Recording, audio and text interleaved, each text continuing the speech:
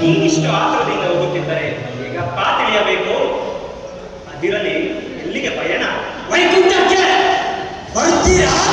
ಏಕೆ?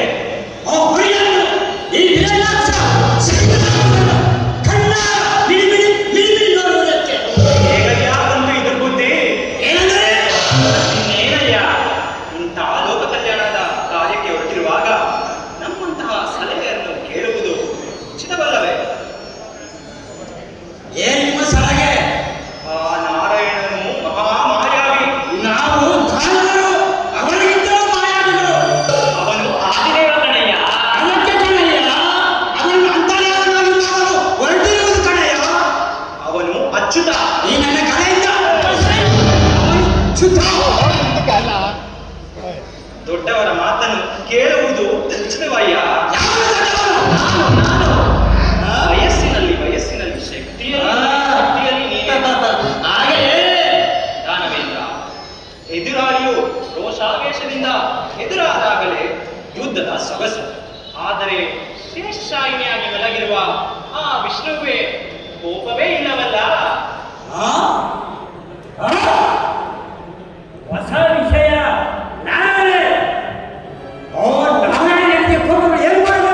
ಹಾಗೆ ಬಾದಾರಿಗೆ ಮಹಾವೀರ, ನಿನಗೆ ಅತ್ಯಂತ ಪ್ರಿಯರಾದವರು ಯಾರು? ನೀವೇ. ನಾನೇ? ಬಹಳ ಸಂತೋಷ, ಬಹಳ ಸಂತೋಷ. ನನ್ನನ್ನು ಬಿಟ್ಟರೆ? ನನ್ನ ತಂದೆ. ನಿನ್ನ ತಂದೆಯನ್ನು ಬಿಟ್ಟರೆ? ನನ್ನ ತಾಯಿ. ನಿಮ್ಮ ತಾಯಿಯನ್ನು ಬಿಟ್ಟರೆ? ನಮ್ಮ ಅಣ್ಣ. ನಿಮ್ಮ ಅಣ್ಣನನ್ನು ಬಿಟ್ಟರೆ? ನನ್ನ ಪತ್ನಿ. ನಿನ್ನ ಪತ್ನಿ. ಒಂದು ವೇಳೆ ಯಾರಾದರೂ ನಿನ್ನ ಪತ್ನಿಯನ್ನು ಕೆಣಕಿದರೆ? ಯಾರಯ್ಯ ಇದ್ದಾರೆ? ಸುಮ್ಮನೆ ಒಂದು ಮಾತಿಗೆ ಹೇಳಿದಷ್ಟೇ. ನೋಡಿದ್ಯಾ, ನಿನಗೆಷ್ಟು ಕೋಪ ಬರುತ್ತಿರುವುದು. ಈಗ ನೀನು ಆ ವಿಷ್ಣುವಿನ ಪತ್ನಿಯನ್ನು ಕೆಣಕಿದರೆ ಅವನಿಗೂ ಹೀಗೆ ರೋಷ ವೇಷ ಬಂದು ಆಗ ನಿಮ್ಮಿಬ್ಬರ ಕಾಳಗ. ಬ್ರಹ್ಮಚಾರಿ ಆಗಿದ್ದರು ಅದೆಷ್ಟು ವಿಶ್ವಾಸದಲ್ಲಿದ್ದೀರಿ? ನಿಧಾನಿಸಯ್ಯ, ಯೋಚಿಸಬಾರದೆ. ಒಬ್ಬಳು ಶ್ರೀದೇವಿ, ಅವಳು ವಿಷ್ಣುವಿನ ವಕ್ಷಸ್ಥಳದಲ್ಲಿದ್ದಾಳೆ. ಅದು ಪ್ರಯೋಜನವಿಲ್ಲ. ಮತ್ತೊಬ್ಬಳು